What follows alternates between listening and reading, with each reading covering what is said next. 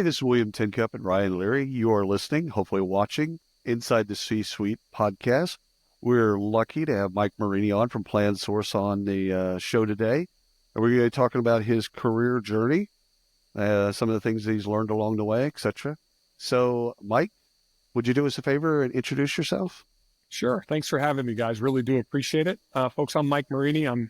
Was just named the CEO of PlanSource out of Atlanta, Florida, where we do benefits administration. Just coming off of about an 8.5-year career at Workforce Software, where I moved to the board 12/31 and retired for 5 months and 24 days before the guys talked me into coming back to build another team. And today is an exciting day because it was announced today that ADP bought Workforce. Yes. And that's part of the discussions that I started when I transitioned to the board, and my number 2 guy, Jeff Moses, took over. So a nice win for us and for the team at Workforce and for ADP, and really excited about my new gig at PlanSource and the team at Vista that owns it and the team that I inherited there. Good folk. Yeah, that's a great ad for ADP. That's an excellent ad to what they do. Perfect ad. Yeah, really, it's a good fit, and a good fit for Workforce for the team there. Yeah. Domain experts, everybody gets to go in. They've got jobs, and they get a bigger footprint and more access to accounts, which is really exciting for the team. Love it. First off, Mike, congratulations on that wonderful win there. But the real question behind this is 5 months and how long? How long was your retirement? 5 months and 24 days. See, we always we joke about, we'll never retire. We can't. My father-in-law did this. He retired from one dental school, went to the next. I'm like, you retire. What happened here? Well, what I like to tell people is I was a battered husband. No, just kidding. Truth of the matter is I got a lot of gas in the tank. I was looking at some private equity opportunities to sit on the board. We were renovating a home, doing a bunch of stuff. I got my golf index back down into the single digits, all that fun stuff. And then something was missing. And I just sat and I talked to my wife. My wife runs an entertainment company that she owns, and she's going to run hard for the next 5 or 7 years. And I just said, listen, I'm not done. I love building teams. I want an opportunity. And so, we framed together some of the things that I wanted for me to do it, right? I didn't want to do the Asia, Europe stuff anymore. I was doing that a lot. I lived in Europe. I lived in Asia. So I wanted something that was domestic. I wanted a certain size. I wanted the right ownership, profitability, and something where the technology was really cool and really solid, and they were struggling in the go-to-market. Because the go-to-market is how I was raised. It's the fun part. While I'm a tech CEO, I'm not the technologist. I always have to have smarter people than me in the room.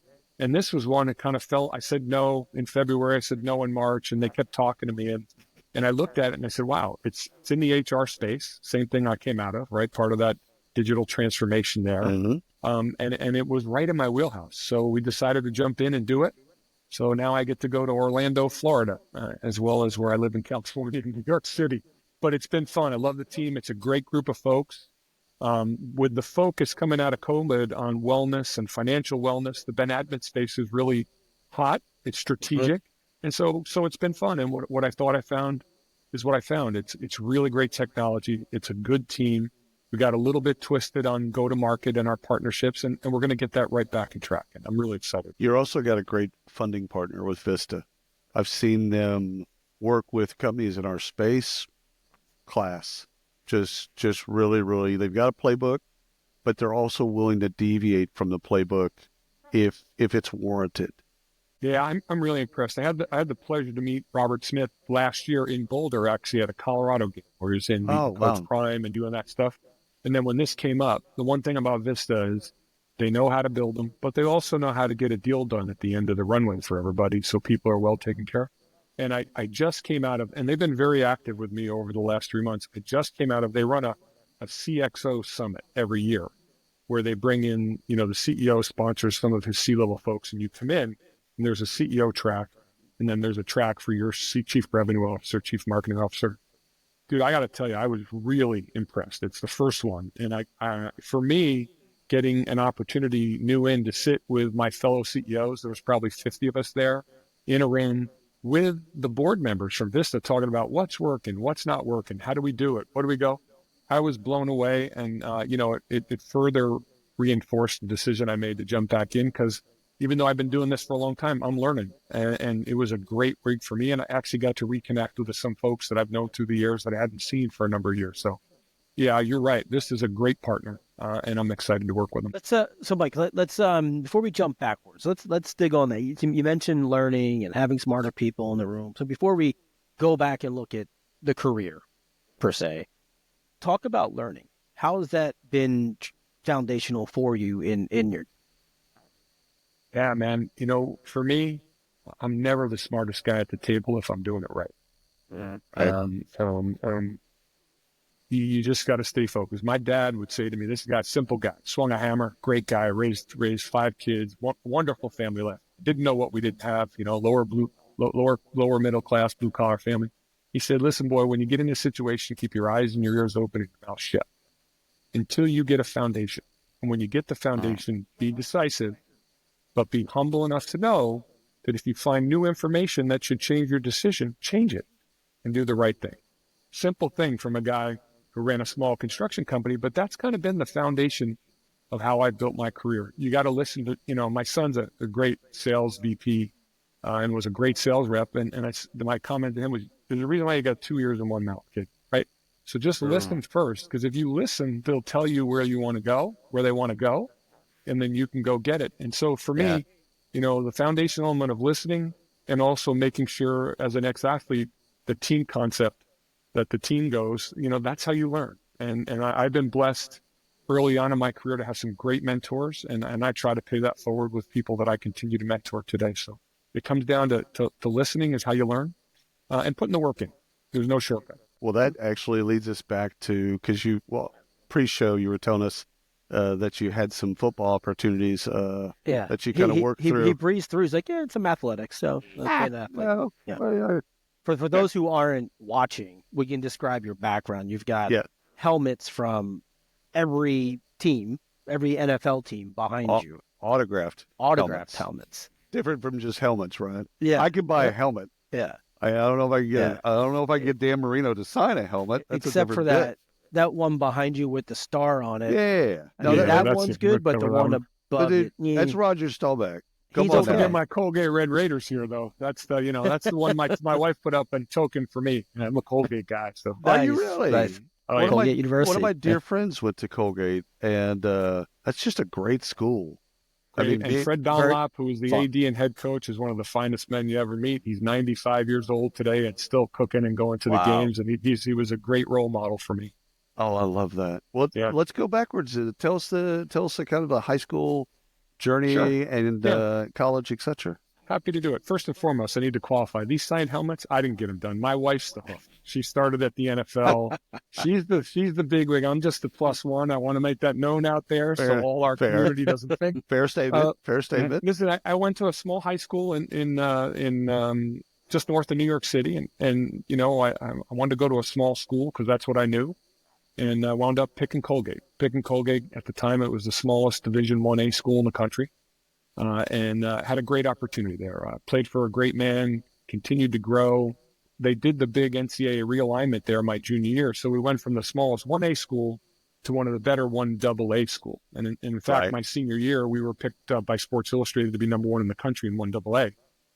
And we didn't get it done. We lost to Western Carolina in the playoffs after being up 23-7 in the half. We kind of folded a little bit. So it was a disappointing end, but I kept growing through my career, and I was blessed to have an opportunity. Back then is when the USFL started, so I got drafted in the USFL by the Generals mid-year, my senior year, but I only had a few classes left, so I decided to stay and try to give the NFL a go, and wound up signing as a free agent with the Buffalo Bills, and made it to the 58-man cut, and then got whacked there. So then that's the last cut, right? Second to last. Second to last? Yeah. Yeah, they brought in an experienced guy from Seattle, and they kept a lot of young backs, but got released. It was a good experience.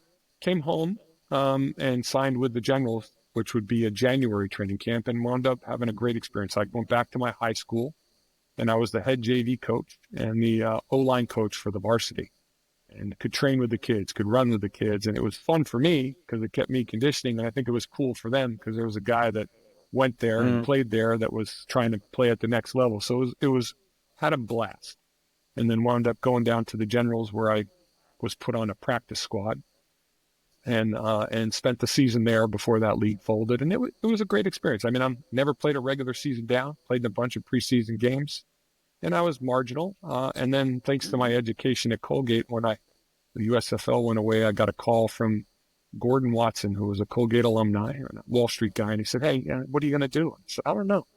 And he said, "Well, why don't you get an interview at IBM? I know some people there. They're looking for athletes and sales reps." And so this kid just happened to fall into an opportunity at IBM in 1986 or 87 when the tech world was just starting to boom. And I went from hardware to software, and I've been in the technology career for the last, 38 years, I guess. Something to that effect, 37 years. So I've been blessed, fell right into it, thanks to some mentors and some people.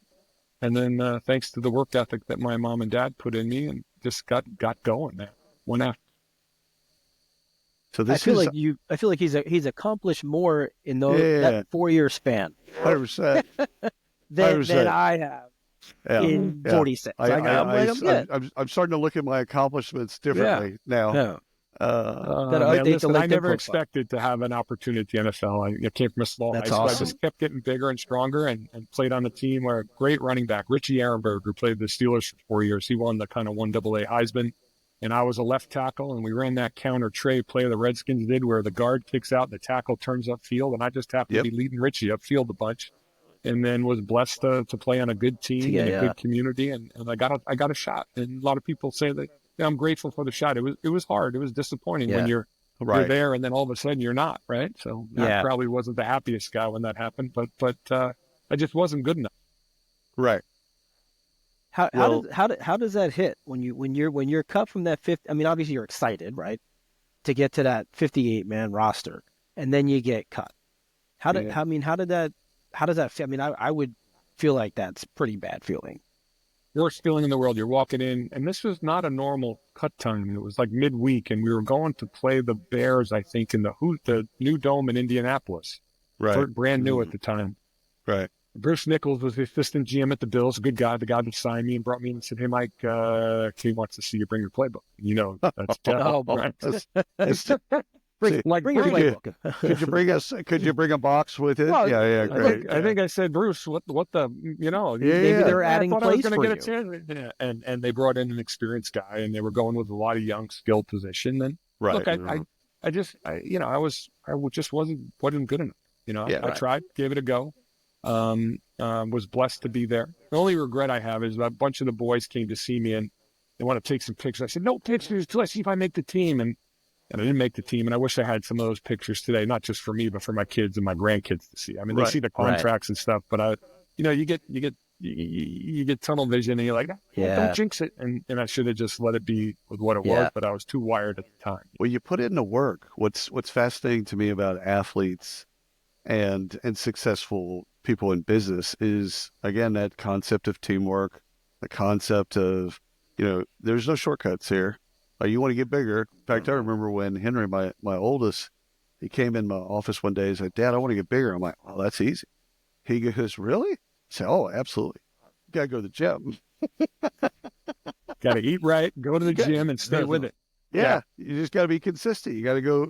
It's hours. It's all those things that you just mentioned, but you got to go do it. If you go do it, you get bigger. And he did. So, but you put in the work. You got bigger, but again, you don't get just bigger overnight. It's a process. Yeah. So how is some of the things that you learned from sports? How have you pulled that through in your career? Oh my God, it's defined my career. I think the people that have worked very through the years roll their eyes. I use so many sports analogies, but the biggest thing for me is, the best CEOs that I've ever met have built the best teams. Right. Period. And somebody just asked me this question. I'm not the best CEO in the world, I'm sure, and I'm not the smartest guy, but I try to put people around me that compliment me, I compliment them, and they can excel at what they do. And I think football teaches you that. I don't think there's any better sport in the game. You've got 11 guys on the field.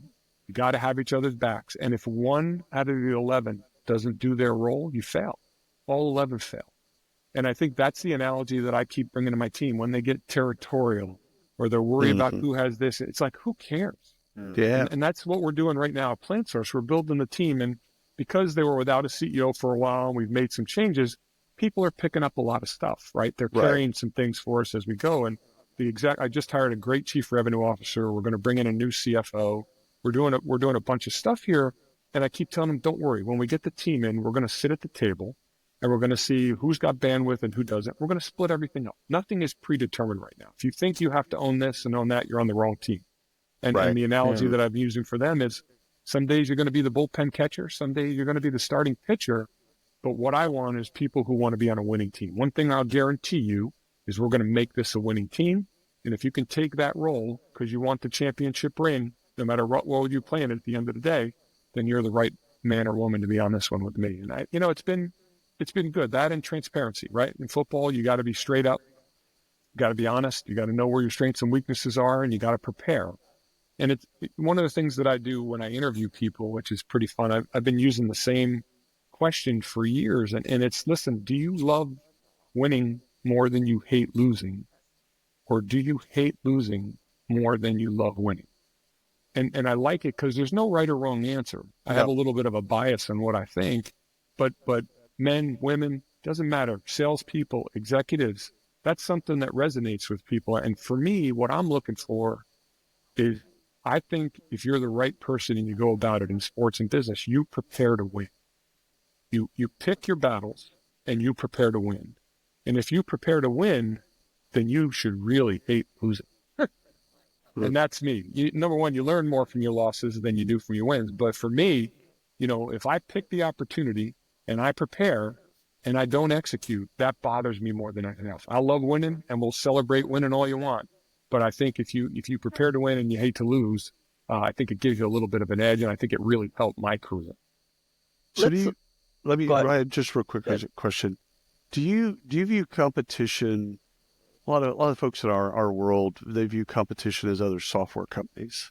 And I've had this bit for years that I've told them that competition isn't other software companies by and large. It's the status quo. It's them doing things the same way that they've been doing them. Like, yeah, it's easy to look, like in PlanSource cases, it's easy to look at another software company that does similar things and then point to them and go, we're going to beat them. However, I feel, and please tear this apart, by the way. I feel like that's a waste of intellect.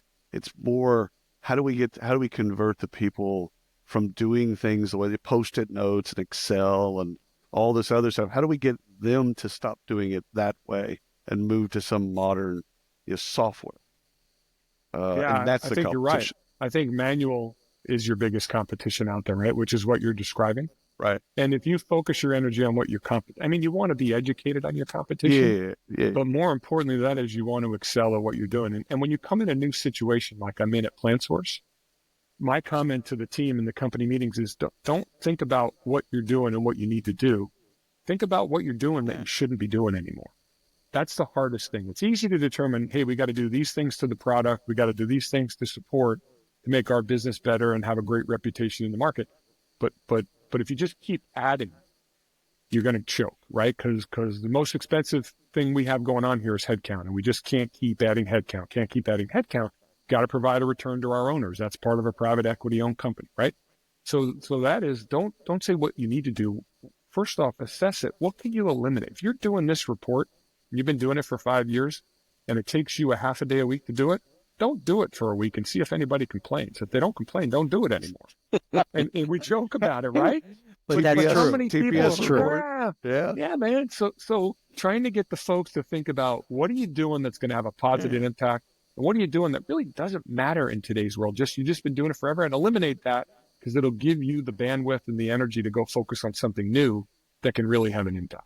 Yep. Sure. Yeah. So, Mike, two things there. One is, so my original question was going to be, how do you break apart? How do you unpack a loss, right? So you want to win, but you hate losing.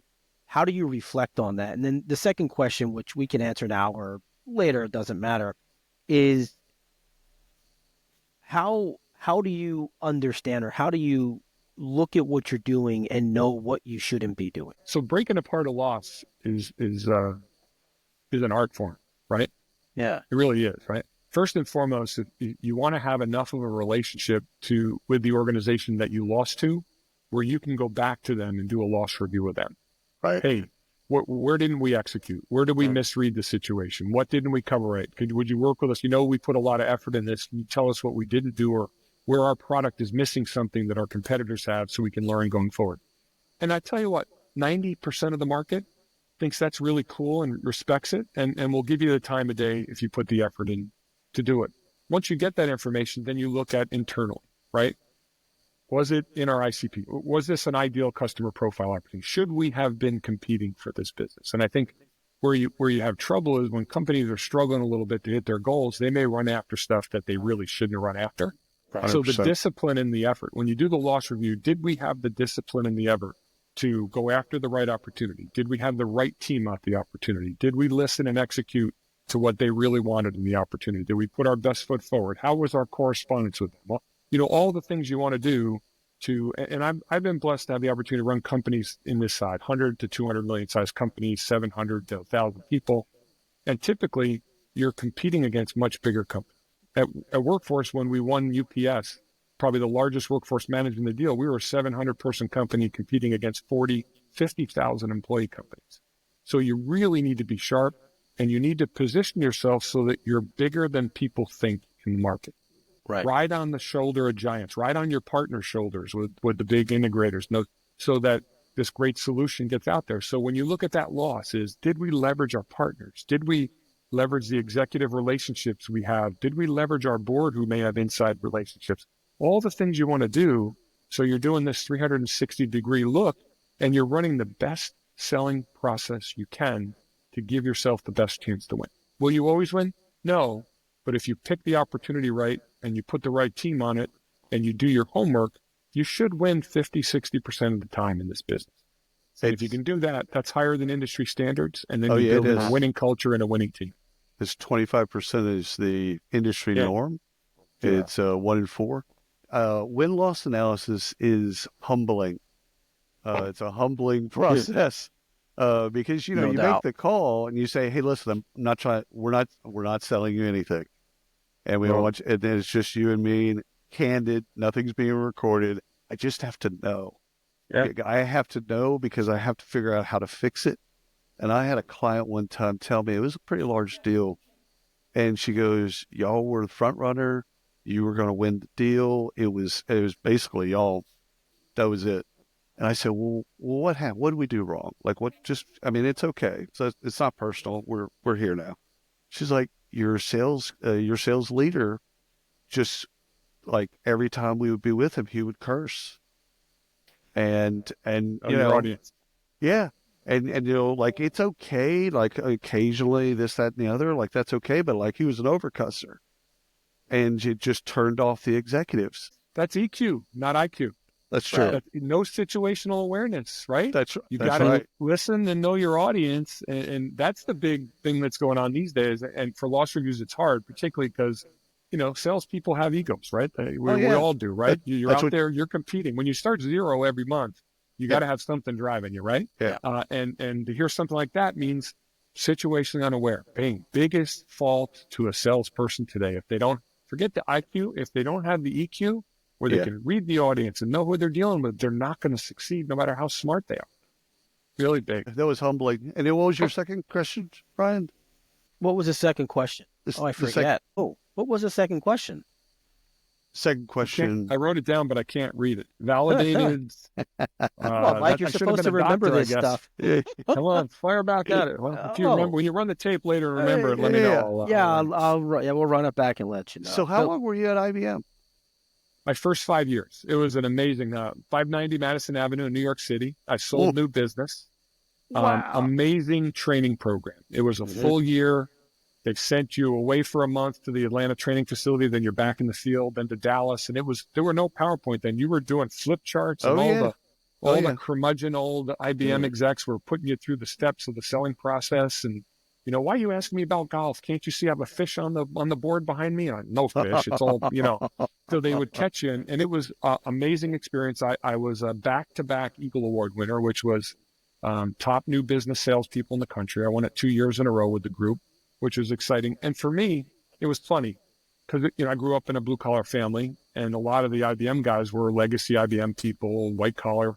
Right. And I remember it vividly. It was August, and they're two reps that were next to me were bitching that they had to go hop on the subway and it was hot and boom, boom, boom. And I'm thinking, man, in August, I'm usually in a ditch with dirt under my fingers, digging in my dad's jobs or carrying block or carrying sheetrock, sweating my butt off. And I'm like, I can do this. I'm cool with this. And again, it goes back to the having great parents that teach you chores are part of life, and, you build a great work ethic. And so IBM was absolutely a tremendous experience. And it's something that today's generations miss out on because companies can't afford to do that. And, they probably spent $500,000 on me on training 40 years ago, right? 35 years ago. And that's what I see in some of the younger generations coming through. That when they start their new job, they want their promotion, want to know what the next job is before we go to execute. And companies today at the pace they're doing are not doing that kind of training. They're not investing like they were back then. And so I feel bad for that generation, but there's a lot more tools online that people can do that I couldn't do then. But it was the best sales and marketing foundation, integrity, sell with character, be professional, that I could have ever asked for. And spent 5 years there. And back then, the hardware curve was doing this. Software curve was starting to do that. As an IBM salesperson, you sold with your partners. I sold with a company called JD Edwards back then that was on the AS400. And I jumped out and went to JD Edwards. And interesting story there. You'll love this. And when I sat down with my dad to tell him I was leaving IBM, and remember, we grew up north of New York City. My dad did a lot of small renovations and things for a bunch of the IBM execs, quite frankly, that lived in the area. He looked at me and he just said, "Wait a minute, at IBM, you have a job for life." Yeah. What do you? And I said, "Because the software curve is going." He goes, "What does that mean?" He said, "Well, put it this way, Pop. I'm going to make more than my boss's boss's boss in my first year at this software company if I get my job done." And he said, "Well, good luck. Let me know what I can do to help." So, I had kids really young. So it was me. I had my son and daughter before I was 25. And so, I as a blue collar family, what you give your kids is coming from you, right? So I was out there on a mission to go make it. And it was just the best training in the world, and the best foundation, and the best move I ever made was jumping into software after that fight. Were you there for the acquisition, the Oracle acquisition? Were you at JD Edwards during that period? No. Yeah, you had already left. I left before that. Yeah, I already left and moved on to other opportunities. Just fair. Yeah. I remembered the question. It took a little bit, but I got it. I got it back. It was, how do you look at what you're doing overall and know what to get rid of? Yeah, that's probably one of the hardest things in the business world is what not to do, right? It's a struggle. I think first off, you have to be intellectually honest with yourself on what you're capable of doing and not capable of doing, right? Number one. Which is difficult. Self-reflection is probably one of the hardest things, right? Because you're either too hard on yourself or not hard enough on yourself. It's very tough to have the medium. And then it's almost, for me, it's trial by error. All right, I'm not going to do this meeting this week with the team. Well, let me see what I hear from them, right? Are we doing it just because we're doing it? Right. And then actually assessing, writing down, what am I going to do this week? And if I don't get it done, what's the impact? Is it really an impact? Or am I just going through the motions on some of this stuff? And I think just constantly reassessing, the things that I'm doing in line with the priorities of the business, the role that I have, how I'm being measured, all those types of things. And it's just continuous iteration. It really is. It's nonstop. And you're never totally right and you're never totally wrong. But for me, it's been trial by error. If I don't do it, is anybody bitching at me? And if I do it, is it having the impact that I want it to do? And so I think in transforming a company, right, this is the third or fourth one that I've come in and done it. That is more difficult. You can set the strategy, you can build the rallying cry, you can do all those things, but it's what can we stop doing to free up the bandwidth so that we can really redirect them on these things. And that's the toughest part of this job, I think. Do you see AI or Gen AI stepping in and helping with some of that? Yeah. Absolutely. On some of the things that are repeatable that are foundational. And look, if you're a Vista company, I just came out of that conference. The Gen AI is a big thing. What can we do to help support our customers better? What can we do to help manage our pipeline better? All the things that we can take bodies away from and redirect them to more interactive areas where they have to be interactive. And some of the rote things can start to be done for us and inform us and create that knowledge base that can be responded to and all those types of things. Any enterprise software company that's going to be worth its salt is going to have some type of Gen AI helping drive efficiencies, not just in the product, but also in the building of the product. We're doing it with our engineering organization, and 60% of our engineers are offshore in an entity we own in India, and 40% are onshore here. And we're seeing a 15 to 20% improvement in coding with rolling Gen AI into it. And that's huge for us, right? Oh, yeah. Huge. So we're real, and it's in the infancy. So we're really excited about it. Look, you got to be careful. Do I see any pure Gen AI business apps that are doing it all on it? No, I don't see that yet. But I do see it being a complement and a driver of efficiency and acceleration in certain areas of the business. So we'll just kind of stay on this topic for a moment, because I want to ask a question here. We have a lot of conversations. Women have a lot of conversations with people around AI, Gen AI replacing, right, the workforce, right? We don't believe that, obviously, right? And most of the world doesn't believe that. Clearly you don't, because you've already said that. But for the 18-year-old who's graduating high school and going into college now, and their parents are walking through that journey with them, what do they need to know? What do they need to learn? What are the majors they need to consider? Because it's different from when you came up as it is today. I was a petroleum geologist major at a liberal arts school. So yeah, I was going to be a landman. So yeah. I don't even know what that does. That's a great question. I got to get ready for that for guiding my grandkids, right? That are 7, 6, and 5 and 3 months now. Wow. I'm a believer in a liberal arts education. Me too. I'm a believer that you want to touch a lot of different things, because my belief is that 18 years old, you don't really know what you want to do. There's very few of you that know what they want to do, that are that focused, right? There are the exceptions. Don't get me wrong. I got one. But I think if you're forced to sample, something will click. So I like that, number one. I do think anybody that's not doing some type of education on technology and the future technology is going to be left behind. But I think today's kids are so technology driven that they all want to do something to do with it. So I think the Ted Lasso line when he's playing darts is the best thing I've ever seen, which is be curious, not judgmental. And I think if the kids can go into it and not judge what they should or shouldn't be doing day one, or what other people doing that they don't think is right, and just be curious to why are they doing it, and should I explore that, and could that click? I think curiosity is the key for the young kids coming in today, because what I can tell you right now is going to change in 5 years, maybe 100%. 2 years, right? Yeah. So, but if you remain non-judgmental and you remain continuously curious, you'll be out there experiencing what's going on, and something's going to click that you're going to want to run after. That's how I would mentor my kids, my nieces and nephews, all that stuff. Is stay open-minded, explore. Yeah. It's not a life or death decision if you change your major. Give it a go, give it a try, and then just change if you don't like it. Yeah. Maybe a little extra work, but if you really don't like it, don't fake it. Right. That was a little self-serving, because I know William's got one already gone. I've got one looking at colleges now. So I'm going to use this episode here, this segment, and I'm going to show it to her. Yeah. Sure, thank you. That's the highest form of compliment. I appreciate that. I mean, look, I got no silver bullets. It's one man's opinion, but that's what I've seen. Liberal arts and the humanities, for me, I have an art history degree as an undergrad.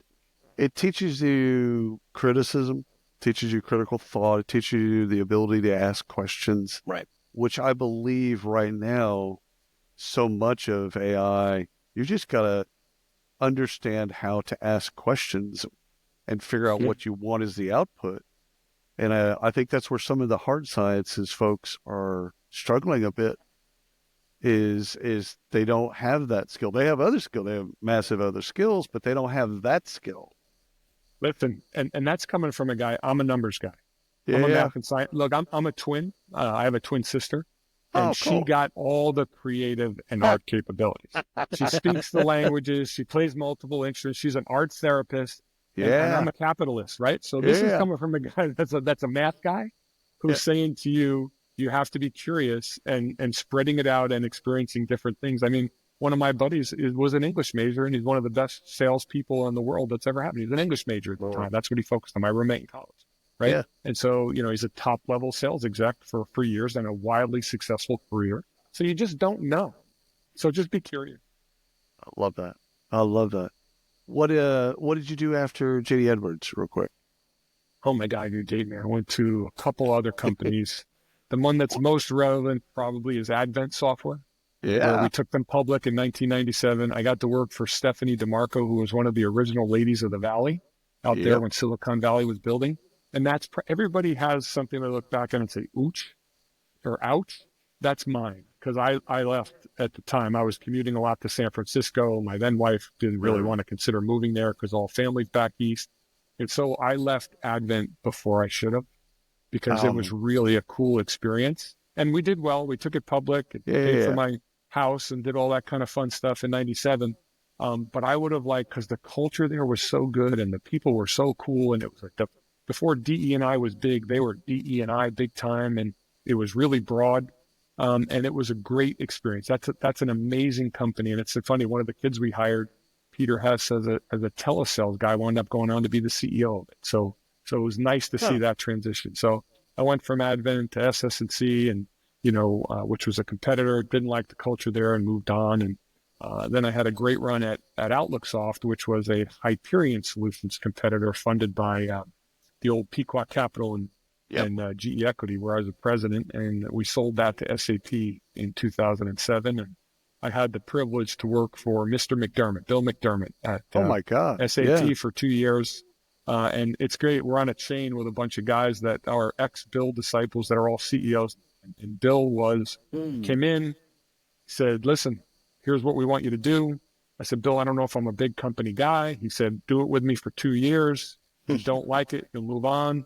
And I didn't want to be at a big company. He gave me an opportunity to run my group. I got to live in Singapore for him because we did an acquisition of Business Objects that was struggling in Asia. And he said, would you go run it out of Singapore? And I got to live in Asia for 2 years, or almost 2 years. Learned a ton from him. He's a consummate sales executive. And I learned a ton, and we left on great terms. And to the fact where I actually went back for a little while to help them with the cloud, and then left again, to go do other things. And so, I've been blessed, man. I've had so many. There's a guy named Larry McTavish who passed away a few years ago, was one of my amazing mentors. I've had so many guys and gals in the business world that would take time, that I try to do that as well. And give time to it. So, workforce side, last question for me. How'd you get pulled into the HR tech, work tech space? Like workforce, yeah. How did that happen? It was interesting. I was introduced to Peter Soboloff and Ryan Hinkle at Insight Partners. Insight's a great private equity firm. Yeah. And Workforce was competing to be the reseller solution for SAP against Kronos at the time. Yeah. And Kronos was the 10,000-pound gorilla. Yep. And they won. But they were having a hard time getting the contract done. And so Insight said, hey, we want to hire you I said, you need to hire me. We want you to take a look and help the founder on, what can we do to get this thing over the end line, get it started and jump started. So I spent some time with him, Kevin Chosky at the time, and got it going. And of course, the next was, we're going to replace the founder, and he knows it. And would you consider? And we're talking to this other SAP exec who and so they got me into a 4-year deal. It was supposed to be a 4-year deal. But we found some challenges in the beginning with some technology stuff that we had to do. So we recapitalized the business after 4 years. So the team that we built was able to take a little bit of money off the table. They were very generously re-upped everybody. And we took it from this mom and pop shop to where, we won Procter & Gamble and Ford and Stellantis, and we won Microsoft when we were a Oracle hosted company. So when you win Microsoft and you're on Oracle Cloud, you have a great differentiated solution. That's what it was. The founder, they built a product that was differentiated with this amazing engine, and it let us go into the most complex situations and succeed. And our tipping point there really was when I brought in the new chief technology officer, who's now the COO, Nicole Newmarker. She got it organized. She got us offshore. She got it scaled. And now I think it's the top workforce management and scheduling solution in the market today. And by the wins that they're doing, they're demonstrating that it continues to be. I did a briefing with Kevin and Howard Turnoff 100 years ago at HR Tech. And I believe, were they based in Detroit at the time? Livonia, Michigan, my man. Livonia, Michigan. Yep. Wow. That halfway is crazy. between Ann Arbor and the Detroit airport. Yeah. So I got the pleasure of going to, instead of Orlando, I was going to Livonia. Ooh, it's funny. Sounds fun. Summertime, that's great. Winter, not so much. It's funny, when I ran ARIA and I was doing Citizen, they got me apartment in San Francisco, an apartment in Miami. And when I took Workforce, I was with my wife at the time, and I said, should we? She goes, no, I'm not going to be going to Livonia. Like, you're good. Just stay at the Marriott. Hard to go from Southern Cal and New York City to Livonia, but nothing against my friends in Livonia. I loved you folks. No. A great experience and a great team, but yeah, we like the water. We want to be on one coast or the other. Right. Ocean, I should say, because there's plenty of beautiful lakes in Michigan, but you can only swim in them a month a year, though. It's so cold up there. If that. Yeah, no, stay on the coast. Mike, one final question from me. Throughout the career, you've had a lot of people work for you, right? You've mentioned a couple that have gone on to be CEOs, COOs, and done really well. How much of your drive has been building other people around you to flourish, allow them to flourish? It's a great question. I love it. I probably would be more wealthier than I am today if I wasn't so generous with people who were with me and made sure they were taken care of. But look, I'm fine. My wife and I live a glorious life. We're totally blessed. Yeah, when you're a team player and when you're the coach, and as the CEO, you're the coach, you want nothing more than your people to succeed. And I would always give them all the accolades. Accolades to me were when the company's doing well and we're paying out big bonuses and everybody's thriving and you got the NPS scores. And I was blessed to comparably to get picked as one of the top CEOs. And that comes from my people that were given feedback. And I think the best testament for me was the folks that followed me from company to company. And when you come in as a new CEO or a new leader, it's really important because they know your cadence. Sometimes after a meeting, the guys that I brought into Workforce would when I would leave, they would say, this is what I know what he's telling you, but this is what I'm usually pretty clear, but when he says that means you better move quick. There's urgency to this thing. Yeah, get it going. And so I think that's a big part of it. Seeing those folks succeed, seeing Jeff, who was my number 2 at Workforce, take the number 1 seat, and I moved to the board, and then have a successful exit with ADP, which was announced this morning for him. I think it was a great learning experience for him. He did a great job. He's very gracious to me and thanking me for the support I've given him. Those things mean the world to you, if you're a team player. And, I had so many guys take the time and give me time growing up to teach me, because, I was young in this world with kids right away, and I had to go get it. And I ran hard to go get it. And I'm blessed that it all paid off because I got surrounded by really good people. Drops Mike, walks off stage. You guys are the best. Thanks for giving me the forum. It was fun to talk to y'all. Mike, thank you so much for your time. Know how busy you are. We appreciate it. Happy to do it, guys. So